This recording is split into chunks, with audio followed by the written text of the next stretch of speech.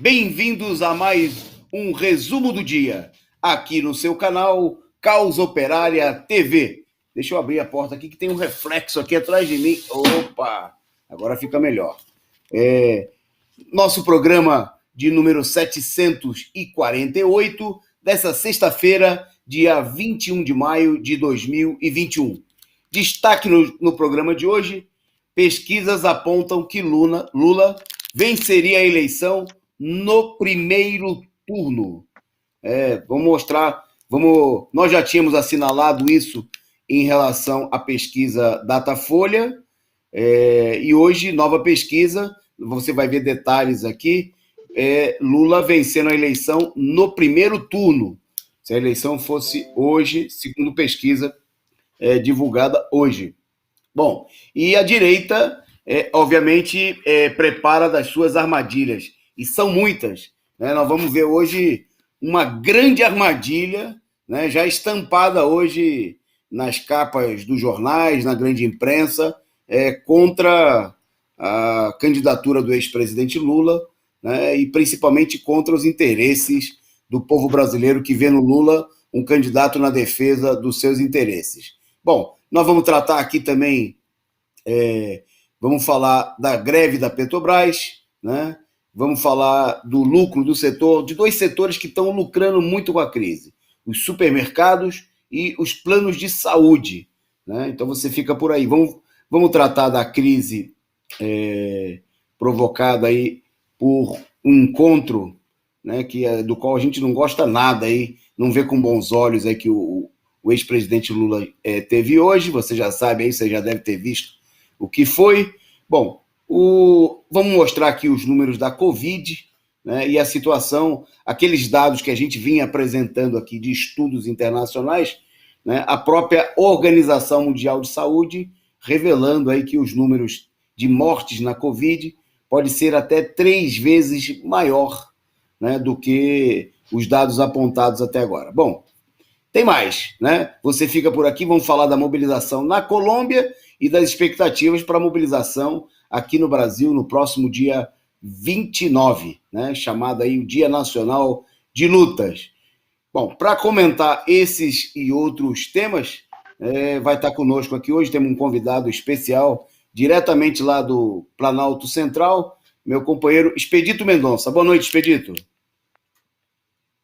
Muito boa noite, Antônio Carlos.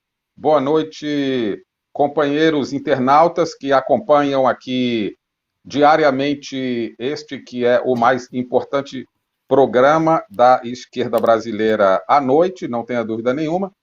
Estamos aqui em Brasília, nessa cidade aqui onde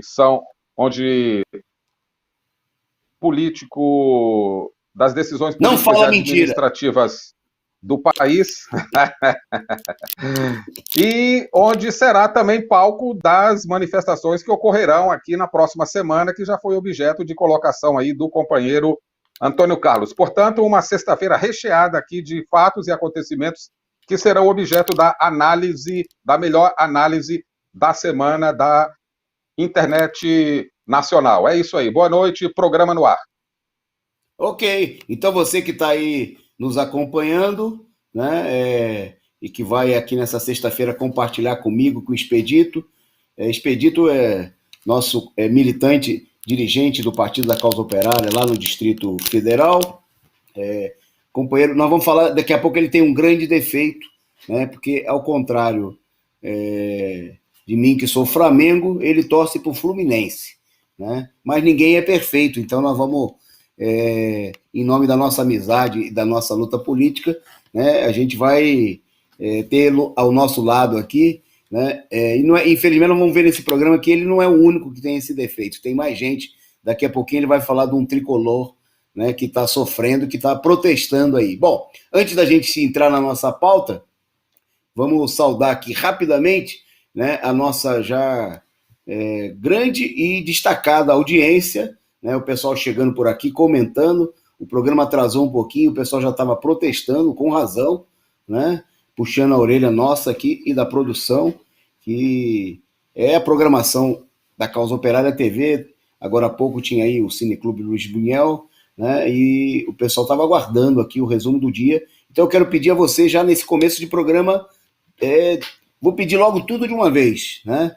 Vou pedir que você divulgue aí o link do nosso programa, do nosso canal, espalhe nas redes sociais, vocês que sempre nos ajudam aí fazendo isso, né? Mande o link aí nos grupos de WhatsApp, Twitter, Telegram, Facebook, etc. e etc. Mande para todo mundo, né? Que eu queria fazer um recado importante nesse começo de programa, né? A nossa rede aqui, o nosso canal Causa Operária TV, criou aí um conjunto de canais, né?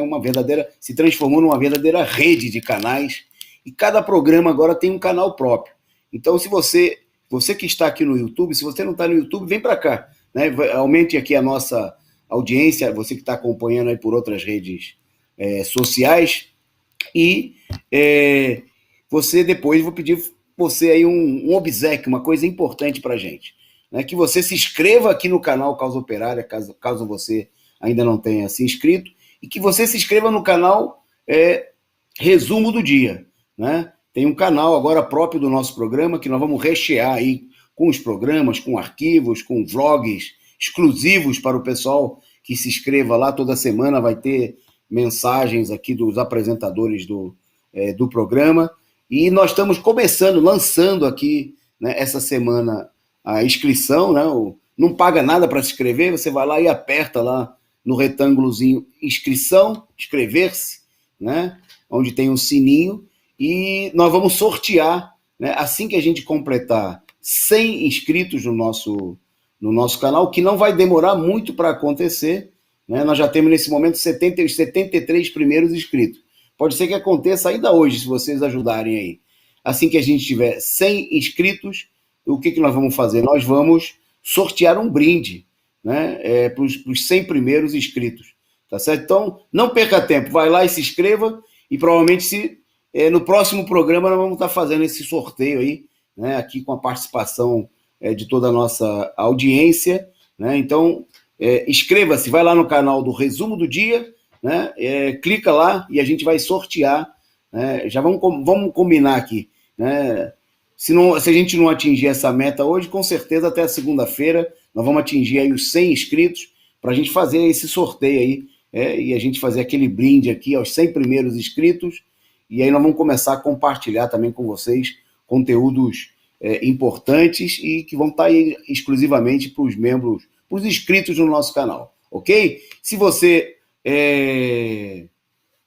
já está inscrito aqui no nosso canal, você pode também tornar-se membro da Causa Operária TV, né, aqui da rede geral, e contribuir com a gente, porque a gente precisa muito da sua contribuição para sustentar esse nosso trabalho. Bom, nós vamos entrar então na nossa pauta. Já vou avisando o Expedito que ele tem que virar a câmera, porque é só acompanhar aqui, porque você está de cabeça para baixo aí. Isso. Não, é porque depois você gira a imagem. Mas antes de passar para o Expedito, antes de passar para o Expedito, eu quero... nós começamos aqui na sexta-feira, como é tradicional, mostrando aí duas charges de destaque, né? Tá aí a primeira, né, nosso amigo J. Camelo, refletindo aí os acontecimentos dessa semana na CPI da Covid. Está lá o general suando lá no depoimento, né? Cabeça de papel, né? Todo mundo lembra daquela musiquinha que a gente cantava na escola quando criança, na minha época, né? Marcha soldado, cabeça de papel. Então está aí o cabeça de papel, o general Pazuello. Peço aos nobres senadores 20 minutos de pausa para recolocar a máscara que caiu. O nosso companheiro J. Camelo, o seu humor satírico aí, desmascarando, né, a fraude aí lá da CPI da pandemia. Bom, e o segundo, né, falando aí, acho que retrata a melhoria das condições de vida sob o governo Bolsonaro, né? A vida na Bozolândia. O senhor acha que as pessoas devem sair de casa em plena pandemia? Pergunta ao repórter. Ao que responde lá o morador de rua. É um perigo sair de casa. Eu saí no ano passado e ainda não consegui voltar. É muito boa essa daí, né? Refletindo aí o dilema, né? Que a esquerda pequeno-burguesa, que certos setores procuram apresentar, sair ou não sair de casa, né? O dilema que só existe aí na cabeça de uma minoria da população. Né? Para a maioria da população, esse dilema não está colocado, porque todo dia essa parcela majoritária é obrigada a sair de casa para trabalhar, né, para ganhar o seu sustento, né, e não tem essa conversa do fique em casa. Há muito tempo nunca teve, na realidade, para essa maioria. Bom, mas vamos então para a nossa pauta. Eu vou começar, vou pedir ao companheiro Expedito, né, que foi divulgada aí hoje uma carta, né, de um companheiro que está preso já há algum tempo, né, por protestar contra o governo Bolsonaro, o governo genocida, né? É um preso político do regime, né, que é o companheiro Rodrigo Pilha. E eu vou passar para o Expedito para ele ler aí alguns trechos da carta e também comentar um pouco sobre essa situação, né, do Rodrigo Pilha. Vai lá, Expê, com você. Então, companheiros, todo mundo aí que faz o acompanhamento aqui da imprensa, que faz o acompanhamento dos nossos programas, né? Nós temos explorado muito aqui em toda o nosso programa, para toda a nossa audiência aí, esse fato que ocorreu aqui em Brasília com o ativista de esquerda, aqui o companheiro Rodrigo Pilha. Ele tem uma atuação ligada aqui aos movimentos populares, não é isso? Aí, junto às ocupações aqui do Distrito Federal, e há cerca de um mês atrás, mais ou menos, ele estava na defesa de mais uma ocupação aqui em Brasília, que o governador bolsonarista aqui do Distrito Federal autorizou uma ação de despejo, não é isso? De famílias que estavam lá, e ele foi lá acompanhar, foi lá manifestar o apoio dele, ele é um ativista ligado a esse setor aí, e a polícia, né, agindo com a habitual truculência que a polícia em todo local faz, aqui no Distrito Federal corre uma anedota, corre um boato aqui que a polícia, ela para receber aqui as credenciais para ir para a rua, ela tem que passar por curso de humanismo, de filosofia, de tudo, de relações humanas, pessoais, interpessoais. Bom, imagina se eles não fizessem esse curso, hein? Eles agem como qualquer polícia dentro do país, com a habitual brutalidade e sem nenhum respeito a nenhuma norma e protocolo de urbanidade ou de civilidade com ninguém. Bom, coerente com isso aí, eles deram voz de prisão ao Rodrigo Pilha, que estava lá junto com o pessoal que estava na ocupação e que estava resistindo à desocupação, e ele foi preso de forma abusiva, arbitrária e antidemocrática, porque violou. Ele poderia ter ido para a delegacia, ter assinado um protocolo lá qualquer, tá certo? Um termo de ajustamento de conduta qualquer e pronto, e ser solto. No máximo isso aí, no máximo isso aí. Não, ele foi conduzido para a penitenciária da Papuda, aqui do Distrito Federal. As fotos estão aí, tá certo? E lá a juíza, o tribunal aqui, uma juíza aqui do Distrito Federal, começou, não relaxou a prisão dele, e aí começou toda uma situação de arbitrariedade, de enrolação. Eu sei que o resultado disso aí, o que foi? Ele ficou em regime fechado lá durante algum tempo, os advogados conseguiram aí a progressão para o regime semiaberto, ele está podendo sair, e esta carta que ele está publicando aqui é uma carta de denúncia das condições absurdamente desumanas que não só ele é um estudante, ele diz aqui na carta que tem um setor lá que eles separam estudantes, trabalhadores e aqueles apenados, digamos, de maior periculosidade. Mas ele disse que mesmo nos 3 setores acontecem abusos, violações, humilhações, um monte de sacanagens, tá certo? Pressão. Ele mesmo por ele ser um ativista de esquerda, ele foi achincalhado lá dentro, chamado de vermelho, os policiais falando, aqui só tem bolsonarista, você tem que se enquadrar aqui. Ou seja, ameaças, agressões, xingamentos, ou seja, esse inferno que a gente conhece que são as prisões brasileiras, né? Eu vou ler um trechinho rápido aqui, a carta é um pouco extensa, mas dá para ler aqui uma parte só para a gente ter uma ideia aqui, bom, daquilo que a gente já conhece, daquilo que a gente sabe do que são os presídios nacionais, né? Ele coloca aqui assim: me sinto sufocado com essa mordaça judicial. E mais sufocado ainda, principalmente por não poder falar sobre todas as violações de direitos que já presenciei e que sigo acompanhando dentro do sistema. Informo a vocês que o mesmo espancamento que sofri, as agressões verbais, as ameaças e as torturas psicológicas e físicas pelas quais passei por ser ativista de esquerda, eu também presenciei e ainda presencio as mesmas práticas em relação a outros apenados, e muitas das vezes de maneira gratuita ou por mero sadismo das autoridades que as praticam. Ou seja, olha o absurdo, esses policiais lá dentro, tá certo? Eles cometem aqueles abusos mais absurdos simplesmente para eles demonstrarem algum poder lá dentro, por sadismo, como ele diz aqui. Aí vem mais adiante. Após passar pela Papuda, estou hoje no Centro de Progressão Penitenciária, que é o regime semiaberto, né? Mas mesmo no regime semiaberto, presencio que, por parte de alguns agentes do sistema e principalmente por parte das chefias, quase tudo é motivo para insultos pessoais, ameaças de castigo ou regressão de regime a apenados. Aí vem mais, as sanções ou castigos coletivos proibidos expressamente no parágrafo 3º do artigo 45 da Lei de Execuções Penais. Só um minutinho que eu perdi aqui e tal. Ele cita que... desculpa aqui, companheiro, só um minutinho.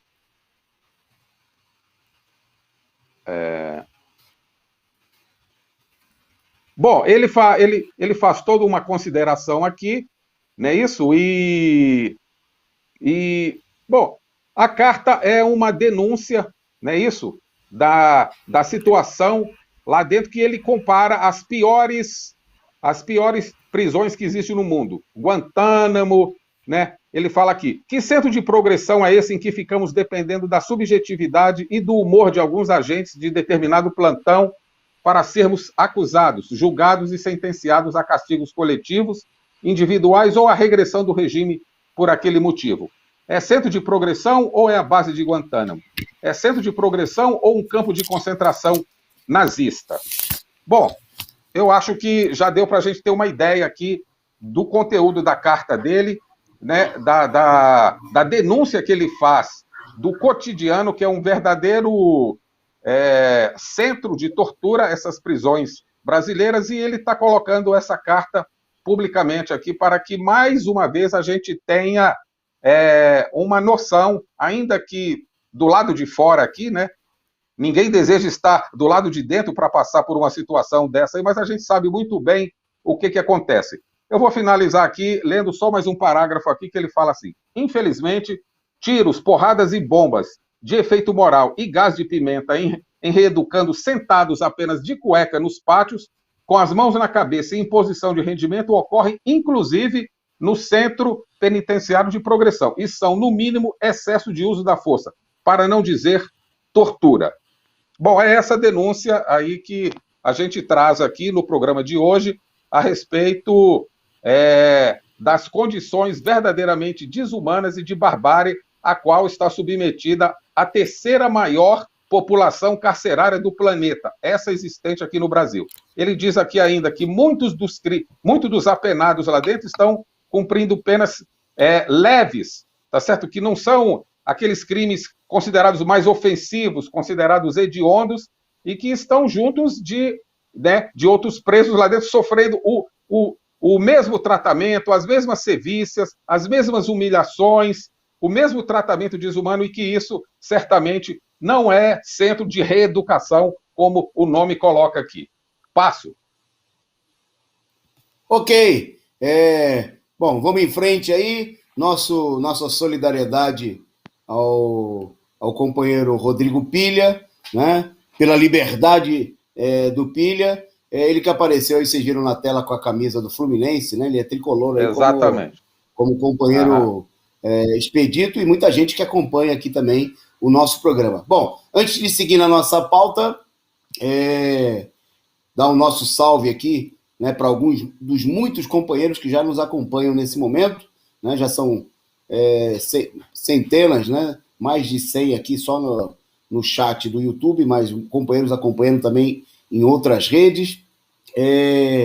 Mandar um abraço para todo mundo que nos acompanha nessa sexta-feira. A Kathleen, sou eu, o Leon Trotsky, Natália, o Homero Peixoto, o pessoal que chegou cedo aqui, o Bruno do Espírito Santo, Valnei, o Leon Trotsky, o companheiro, né? Leon Trotsky. Bom, e o Jesus Era Humano foi o primeiro a chegar por aqui e já mandar sua figurinha simpática, o seu sticker, né? E agradecer então a vocês aí pela participação e a contribuição. Agradecer também ao Alisson, que também mandou a figurinha contribuindo aqui, né? E a companheira Edna Castro, né, que chegou e mandou o seu superchat. Muito obrigado. Em nome desses aí, obrigado a todos vocês, né? Uma boa noite para todo mundo aí. E sigam aí compartilhando, dando os likes. E não se esqueçam de se inscreverem no canal Resumo do Dia, aqui mesmo no site da Causa Operária TV, né? E os 100 primeiros inscritos vão concorrer a um prêmio, né, na segunda-feira. Então se inscreva lá para você participar do sorteio no próximo programa, né? Não deixe de fazer sua inscrição no canal Resumo do Dia, beleza? Bom, indo em frente na nossa pauta, destacando agora a greve na subsidiária da Petrobras. Foi o segundo dia hoje da greve contra o desmonte da PBio, né? É o nome da subsidiária, que foi criada durante o governo Lula, e ela faz o processo faz o processamento de biocombustível, né, nas usinas de Monte Claros, em Minas Gerais, e em Candeias, na Bahia, né? Os trabalhadores estão em greve contra a política. A greve é por tempo indeterminado, né? Conta com adesão de 100% nas áreas operacionais, né? Incluindo todos os supervisores das usinas, né? E também, até mesmo no escritório do Rio de Janeiro, há greve, né, com mais de 80% dos trabalhadores sem função gerenciais, também participando da paralisação, conforme informação do site da Federação Única dos Petroleiros, né? Bom, o conjunto dos trabalhadores, mesmo aqueles que são concursados, eles estão com seus empregos ameaçados, né, diante do processo avançado de privatização dessa subsidiária da Petrobras. É a política de desmonte, né, de entrega da economia nacional levada adiante pelo regime golpista e, nesse momento, pelo governo ilegítimo de Bolsonaro. Bom, só para a gente ter ideia, em 2003, no primeiro ano do mandato de Lula, entre 2003 e 2014, o valor de mercado da Petrobras cresceu 6 vezes, né? Saltou de 15 bilhões para 104,8 bilhões, né? Quer dizer, havia um processo de investimento, crescimento do valor de mercado. Bom, e nós não tínhamos aí essa política, embora a Petrobras já tivesse, desde a época FHC, um alto índice de privatização, né? O que nós vemos aí agora nos últimos anos é um processo de desmonte da empresa, né? De entrega ainda mais acelerada do petróleo nacional, né? Quer dizer, só os investimentos, o site da FUP informa que só os investimentos na Petrobras biocombustível geraram milhares de empregos, movimentaram a agricultura, né, com a participação em 10 usinas de etanol e produzindo 1,5 bilhão de litros por ano, né, utilizando aí, gerando energia elétrica a partir do bagaço da cana, né? Desde o governo golpista de Michel Temer, a situação vem retroagindo, né, e agora vem a política de desmonte total do governo Bolsonaro, contra a qual os trabalhadores estão em greve. Então, nossa solidariedade, nosso apoio aos companheiros da PBio, né, a Petrobras do setor de biocombustíveis, né, e a necessidade é de uma mobilização dos trabalhadores de todas as estatais contra essa política de desmonte. Bom, enquanto isso acontece, vamos mudar o tema, porque o Bolsonaro, enquanto ataca os trabalhadores, destrói a economia nacional, né, com o apoio de toda a direita, ele continua aí procurando se colocar em evidência, e hoje ele esteve no Maranhão, né, e lá aproveitou para fazer daqueles seus ataques com o qual ele vai procurando ocupar um espaço, né, entre os setores mais atrasados da população que ele representa, né, entre os quais ele tem um maior apoio, né, setores ultra atrasados, reacionários, né, setores decompostos da classe média, o lumpesinato, setores desorganizados da população. Bom, e aí ele chamou o governador Flávio Dino do Maranhão de gordinho ditador do Maranhão. Bom, e aí à tarde teve também uma iniciativa do governo Bolsonaro contra do governo Flávio, do governo do Maranhão, contra o Bolsonaro. Conta pra gente aí o que aconteceu, Expedito.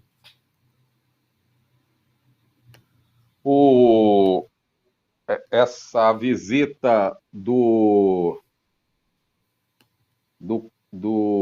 capitão presidente ao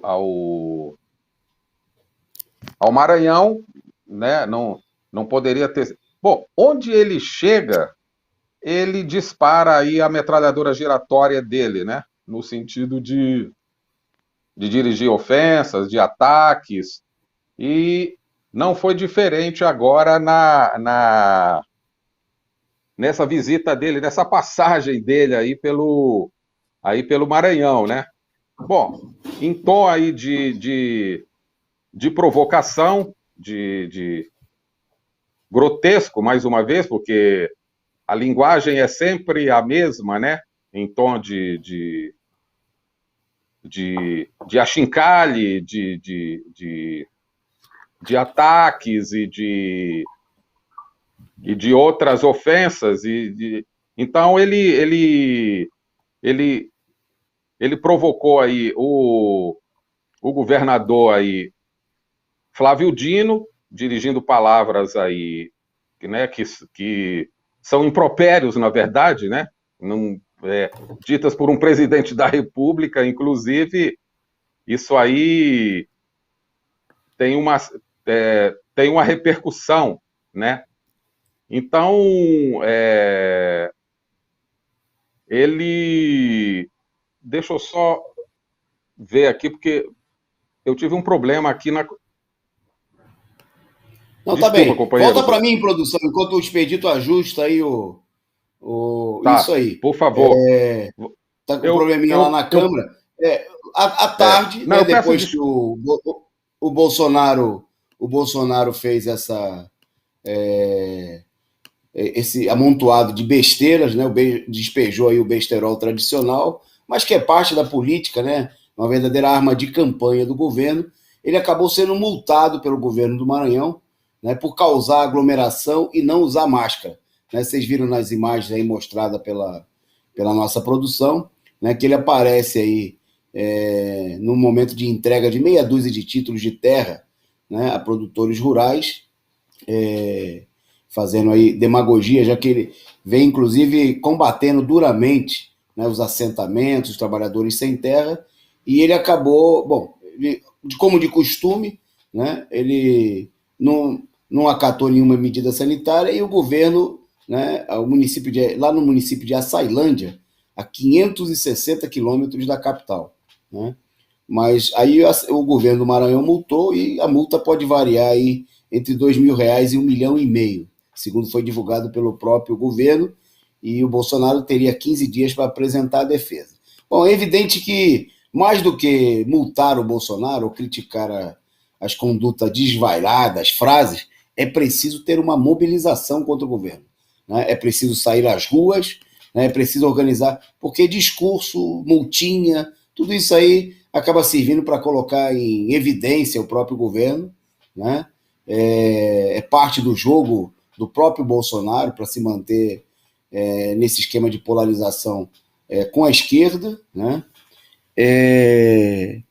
Usar aí dos preconceitos sociais de setores muito, muito, muito atrasados, né? E, obviamente, que o caminho é um enfrentamento, é preciso uma mobilização, né? Fica evidente, essa semana, todo o trabalho na CPI também mostrou que não vai ser com discurso de deputado, de senador, e com pequenas medidas, né, que a situação vai se reverter. Bom, indo em frente, porque aqui hoje nós temos que dar uma aceleradinha na pauta, que a nossa pauta está recheada, né? Vamos destacar agora 2 setores que lucraram muito com a pandemia, né? Porque no capitalismo, o sofrimento de muitos, né, faz a alegria de poucos.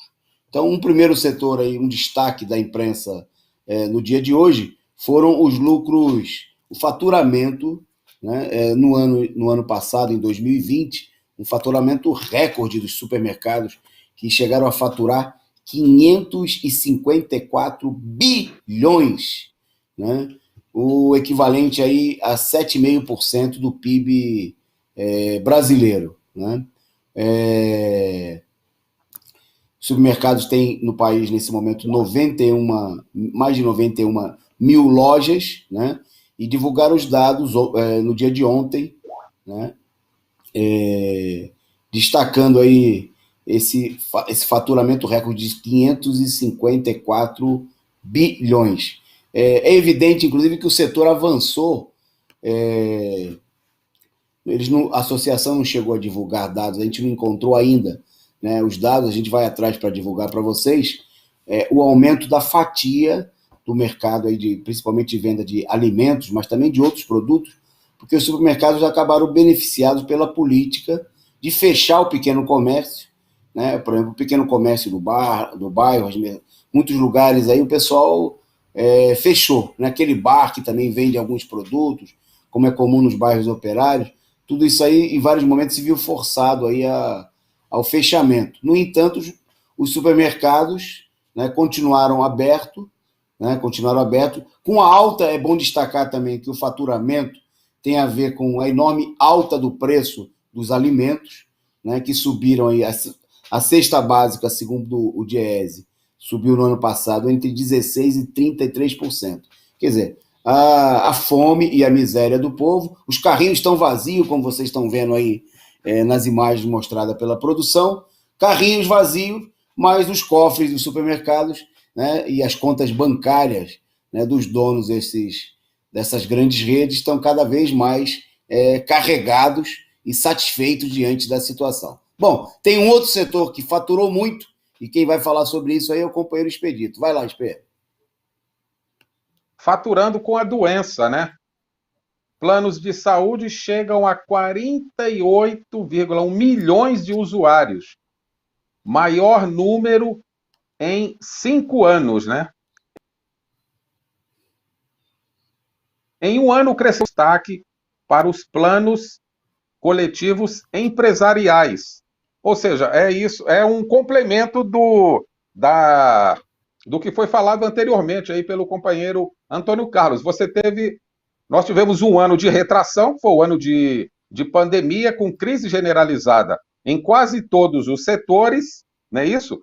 Aí do pequeno empresário, do pequeno comerciante ali do bairro, mas os grandes empreendimentos, né? Desde a atividade comercial mais direta, passando por esses verdadeiros tubarões aqui que lucram com a doença no país e que se colocam no lugar, né? Ou são colocados no local, são oferecidos como opção ao serviço que o Estado deveria prestar, que é a saúde pública, é um direito da população. Isso está escrito na Constituição lá como letra morta, né? É um dever do Estado e um direito da população. Só que o que a gente vê na prática é exatamente outra coisa. Existe um livro publicado por um sanitarista do Ministério da Saúde, que eu, inclusive, conheci quando eu ainda estava lá nos anos 80, mais ou menos, que é um livro chamado Promovendo a Doença e Evitando a Saúde, que é exatamente... A coisa não vem de agora.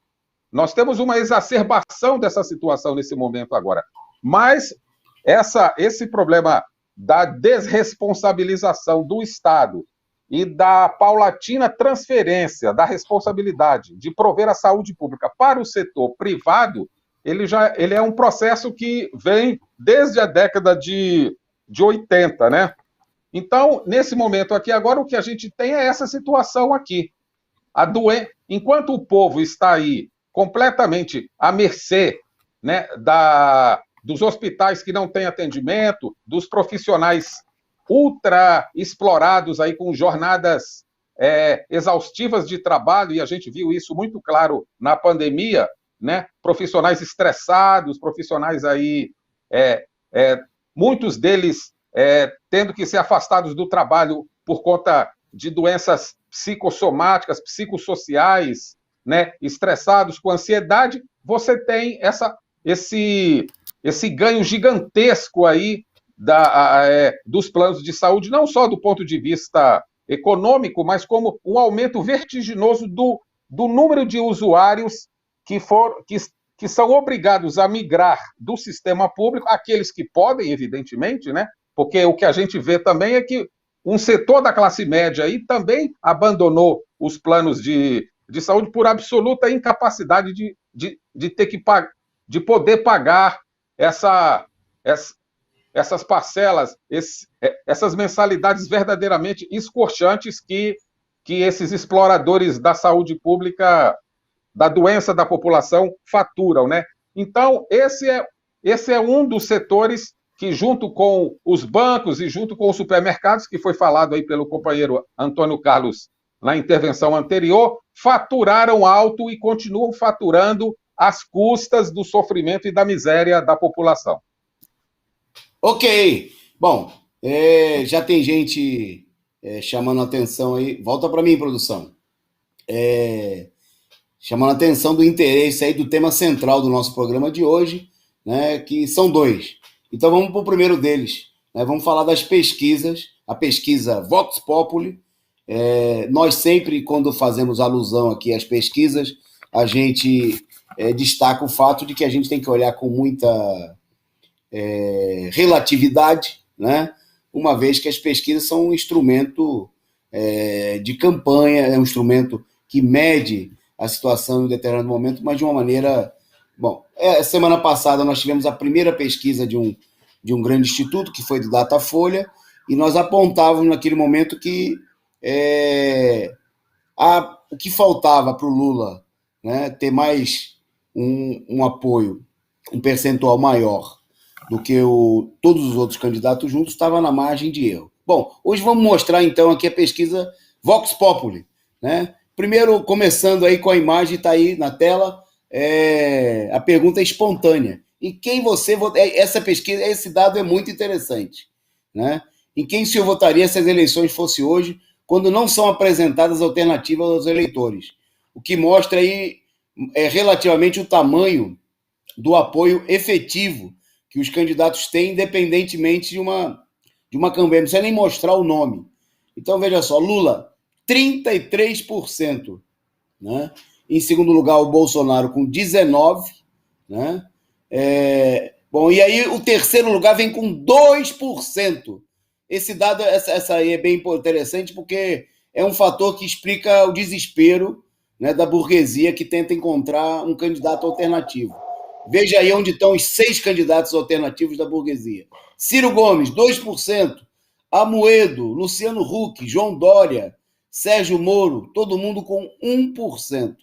Né? E mesmo aqueles candidatos aí que, como o próprio Fernando Haddad, né, que foi apresentado aí como candidato substituto do Lula em 2018, né, quando confrontado com a pergunta em quem votaria, só 1% diria que votaria no Haddad, né, com a possibilidade, obviamente, que a maioria do povo já tem consciência de que o Lula é candidato, a mesma coisa que o Boulos.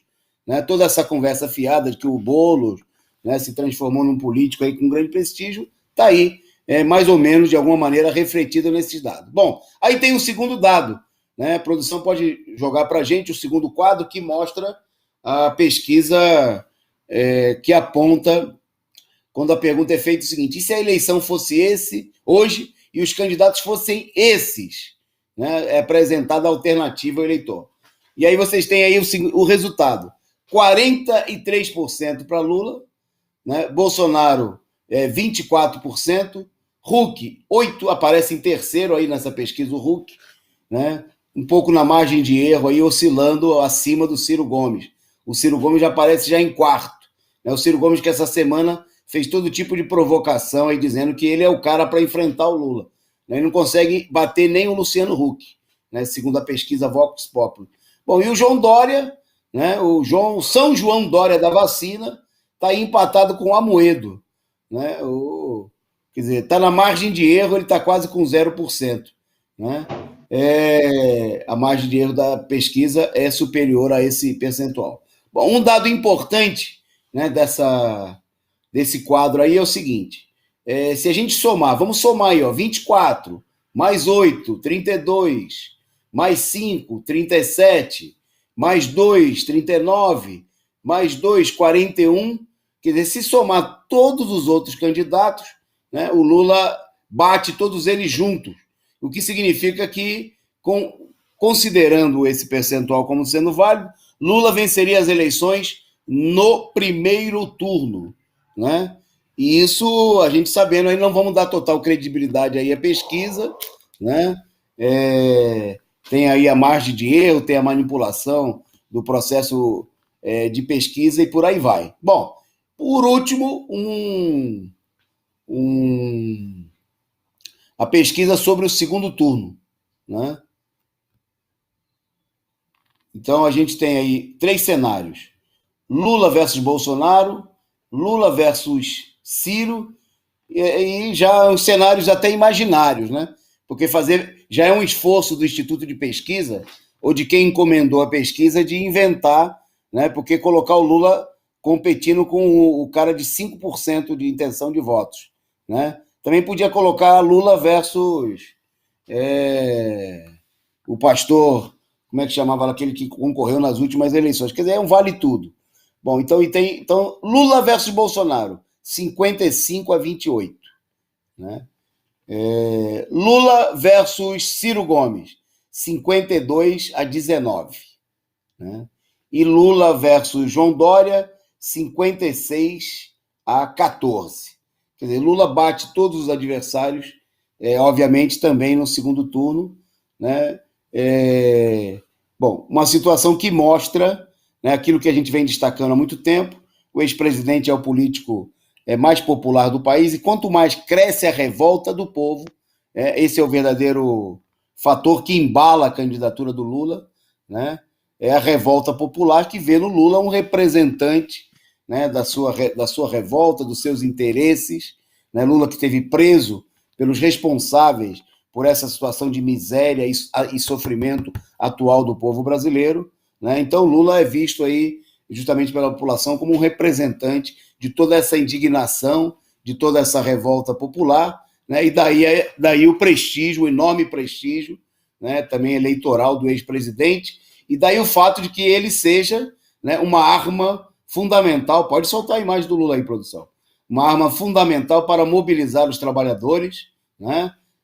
Daí a importância da esquerda lançar, né, já se declarar aí as organizações do movimento popular, as organizações do movimento de luta dos trabalhadores, se declararem a favor da candidatura presidencial Lula, inclusive como forma, nós vamos falar daqui a pouco, né, das muitas e muitas manobras que virão por aí, né, golpes, manobra, todo tipo de mumunha contra a candidatura de Lula, né? Hoje teve já uma, que nós vamos voltar a falar daqui a pouquinho dela, né, já uma grande armação contra a candidatura do Lula, armações que às vezes recebem o apoio até mesmo de setores da esquerda, mas nem que por isso deixam de ser uma armação.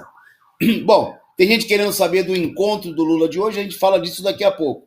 Que antes de falar do encontro, né, que a imprensa capitalista porque a imprensa quer sempre pegar o pior ângulo do Lula e dar destaque, né? Então hoje, daqui a pouquinho nós vamos falar disso. Mas antes, essa situação em que o Lula aparece disparado na frente pode ser muito pior, né, do que isso que as pesquisas estão mostrando relativamente. A direita entra em crise, né? E hoje o ex-candidato presidencial, o Aécio Neves, ele expressou claramente aí uma preocupação, né, com a crise entre o PSDB e o DEM. Para falar sobre isso, diretamente de Brasília, o companheiro Expedito Mendonça. Vai lá. O Desculpa. o, o artífice principal do golpe de Estado no país em 2014, aquele perdedor que não soube perder, não é isso? Que não aceitou o resultado das urnas em 2014, que foi derrotado pela petista Dilma Rousseff, ele claramente está no movimento muito, muito, muito à direita, né? E ele vem expressando essa preocupação. Na verdade, é o seguinte: o senhor Aécio Neves se tornou um bolsonarista, né? Bolsonarista de primeira linha. Não para de fazer elogios aí ao Bolsonaro, se afastou completamente. Tem entrado aí em contendas, né? Em brigas aí com os colegas dele dentro do PSDB. E essa aliança que durante muitos anos aí é, é, ficou estabelecida entre os tucanos aí e o DEM, né, vem desde a época lá do PFL, né, isso, que deu sustentação ao governo do Fernando Henrique nos anos 90, né, e depois entrou em crise. O, o ex-presidenciável e perdedor contumaz de eleição para a esquerda, aí, o senhor Aécio Neves, que é protagonista também de uma série de falcatruas e de situações muito pouco explicadas aí dentro do Senado Federal, né, com denúncias muito graves contra ele, ele está numa posição aí muito incômoda e manifestando a preocupação dele, né, isso, com essa aproximação aí, não só do PSDB aí, né, foi objeto, inclusive, de uma reprimenda aí nós vamos falar isso aí no próximo capítulo aí, que é o Encontro Lula FHC, mas a preocupação principal dele aí é desse racha do PSDB e do DEM, que é um enfraquecimento mais ainda do centro, né? Se as pesquisas eleitorais mostraram que esse centro político aí é uma ficção, não existe isso aí, e que as duas candidaturas que tendem a se confrontar mesmo aí do Bolsonaro. Mas essa preocupação fica expressa aí nas declarações aí do Aécio, né? Vem aqui, né? Aécio vê jogo fratricida entre PSDB e DEM. Ou seja, ele está muito chateado com essa cisão aí dos dois partidos burgueses aí, né? Da não possibilidade de uma aliança para tentar viabilizar alguma coisa, principalmente contra a candidatura do Lula em 2022, na medida em que o Aécio, ele facilmente faria um movimento aí no sentido de trazer o PSDB para junto do Bolsonaro, porque ele já está lá, né, junto do Bolsonaro.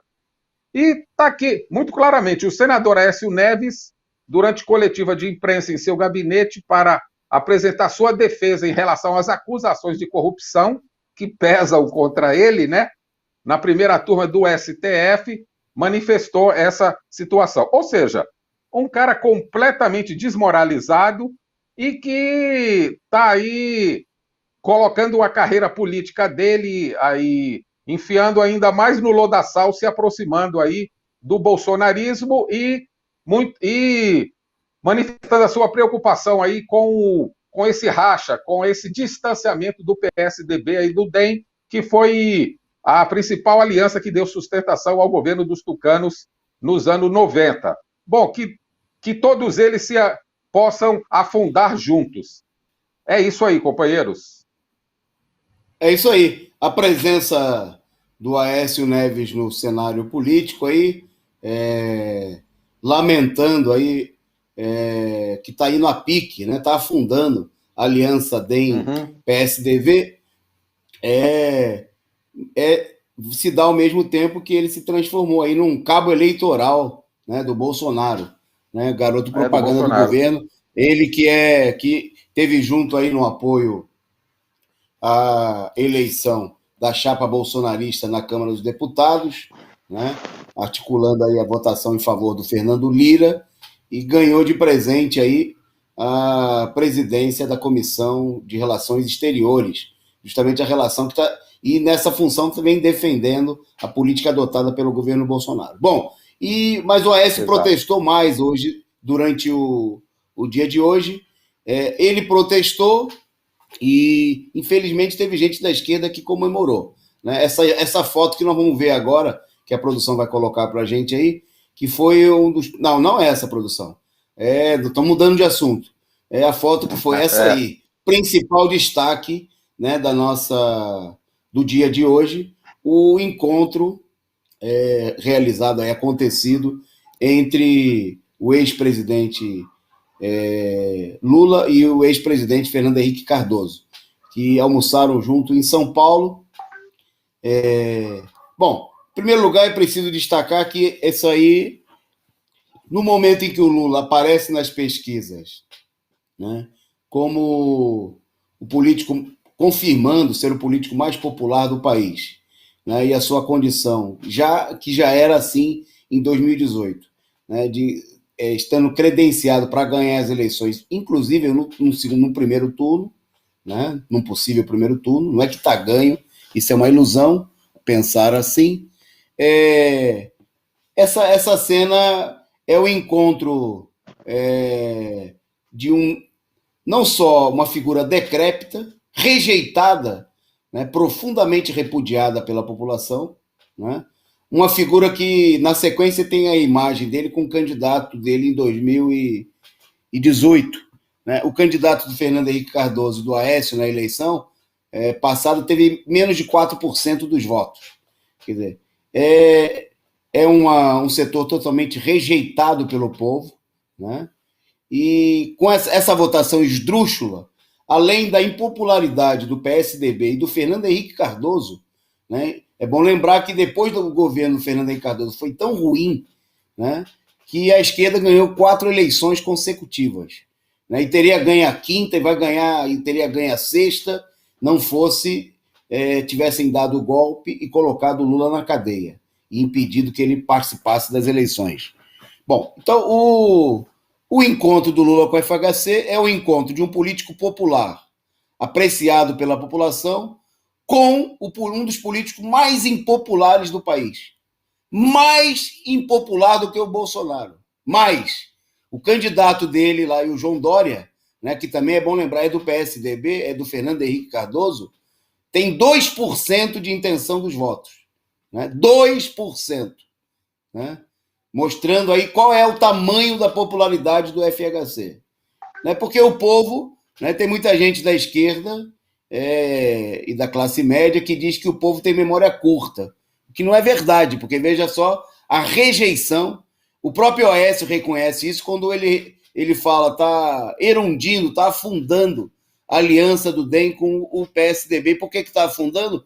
Porque tanto o DEM como o PSDB estão afundados. Né?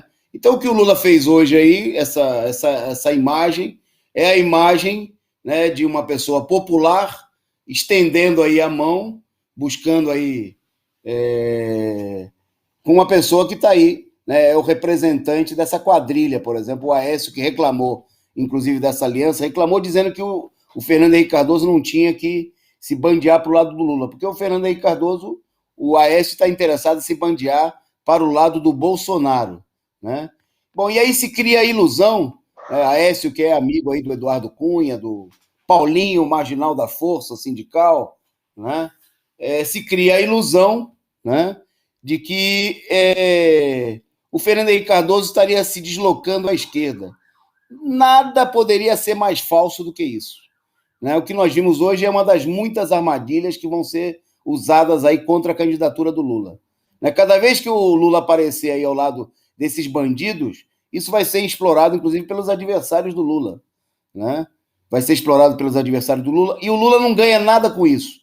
Se tiver uma outra pesquisa amanhã, o Lula não cresce nem 0,5% percentual, né, aparecendo ao lado do Fernando Henrique Cardoso. No entanto, o Fernando Henrique Cardoso e o PSDB estão procurando recuperar a sua imagem, se venderem aí falsamente como defensores da democracia, né, com apoio de setores da esquerda, né, porque, bom, nós já vimos isso aí acontecer quando o PT, né, uma política parecida com essa, o PT estendeu a mão para o senhor José Sarney. O José Sarney saiu do governo mais ou tão odiado quanto o Fernando Henrique Cardoso, né? Ele deixou o governo com uma inflação de 72% ao mês. Mas, manja, 72% ao mês era a inflação na era do Sarney, né? Onde o Sarney não podia sair, em lugar nenhum do país que ele fosse, ele era recebido com protestos, né? Era cercado na rua, era vaiado, jogavam ovo, jogavam tomate, jogavam o que tivesse na mão, o povo jogava no Sarney, né?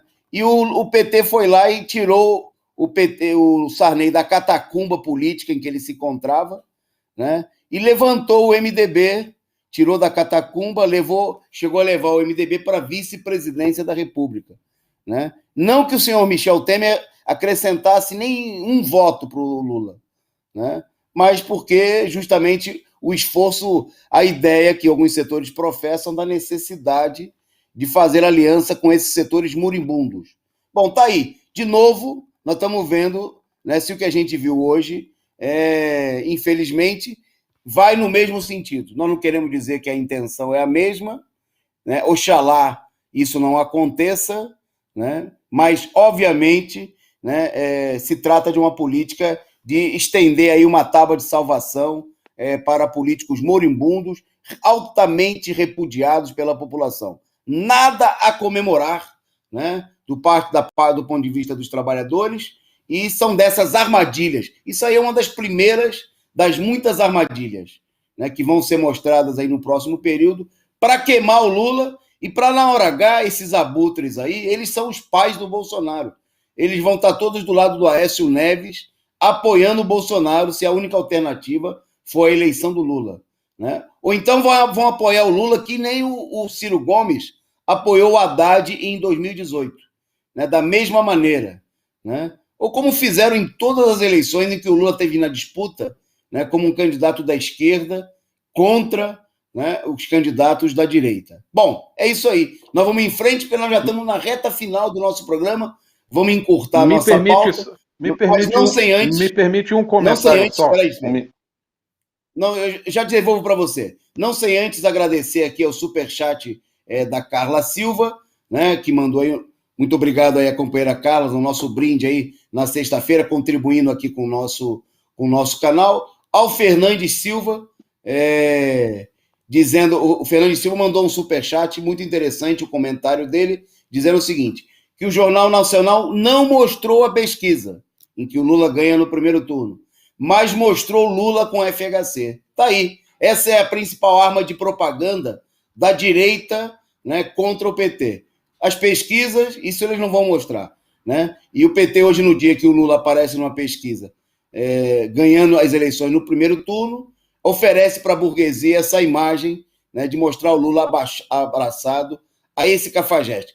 Eu vou passar para você faz o seu comentário e já apresenta rapidamente, porque nós só temos mais 5 minutinhos, os números da Covid de hoje para os nossos amigos internautas.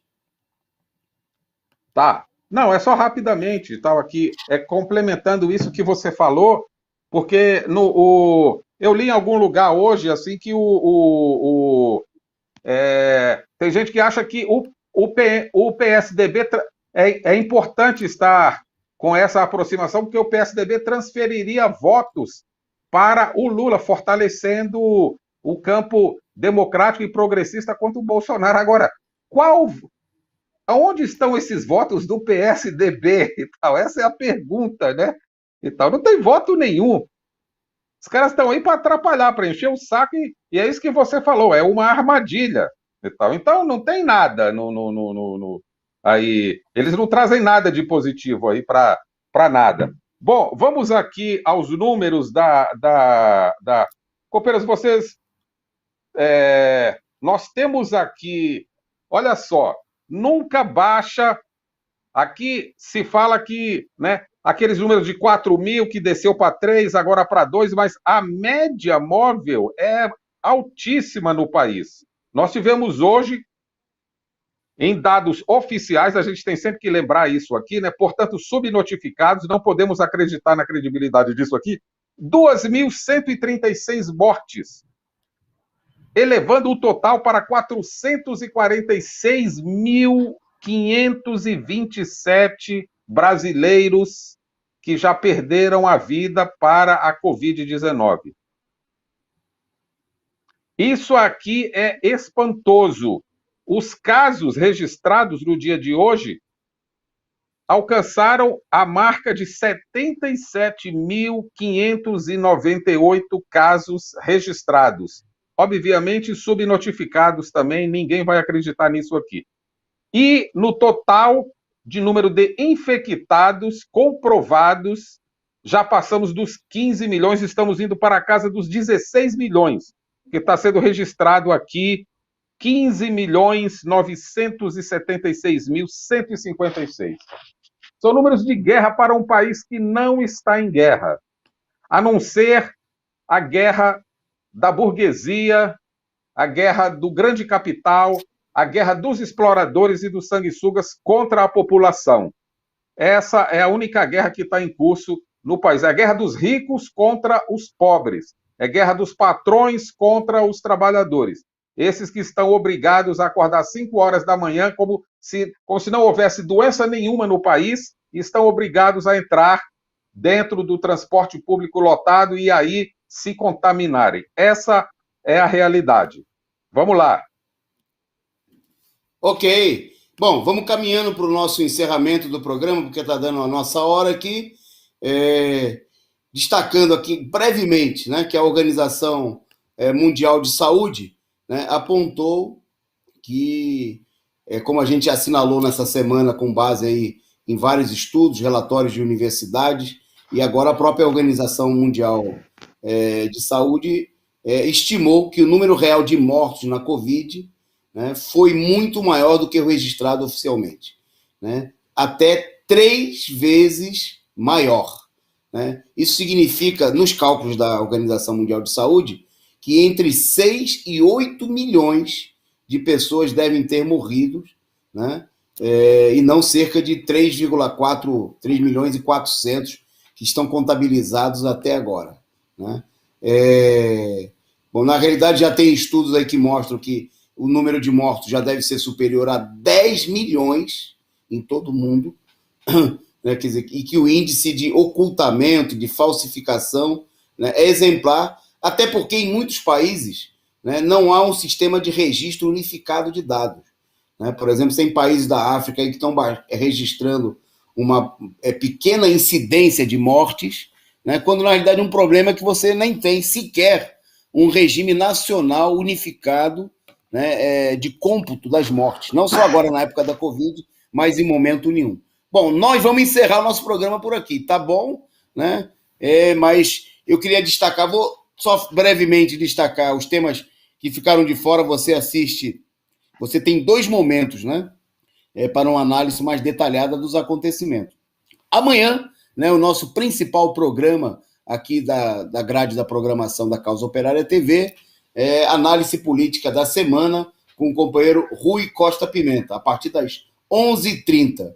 E no domingo, né, para comentar, para destacar aí os principais acontecimentos da semana, a gente tem a revista semanal aqui da Causa Operária TV, domingo às 20h30, resumo da semana, né, que a gente apresenta aqui com o companheiro Rafael Dantas e outros companheiros. Então, fique aí com a Causa Operária TV. Eu queria, antes de encerrar, lembrar a todos vocês aí para se inscreverem, né, no canal Resumo do Dia, aqui mesmo na rede Causa Operária TV. Você entra aqui e se inscreve, né? Hoje nós tivemos aqui a presença, o pessoal denunciando aqui que estava infestado aí de verme direitista, mas isso aí reflete a preocupação, né, da direita, né, dos vermes da direita com o crescimento da influência da Causa Operária TV. Então continue, né, compartilhando, continue divulgando, né? Entre aqui, se inscreva, né, no canal do Resumo do Dia, porque na segunda-feira nós vamos sortear um prêmio para aqueles companheiros, que os 100 primeiros inscritos no canal Resumo do Dia. A gente agradece muito aí a presença, a participação de vocês, ao companheiro Expedito que esteve conosco nessa transmissão, e Resumo do Dia volta segunda-feira. Um abraço, Expedito, boa noite. Boa noite, internautas, obrigado pela audiência, um bom fim de semana a todos, até segunda-feira. Valeu, gente, até amanhã, valeu, produção, companheiro Paulo, muito obrigado. Grande Paulo.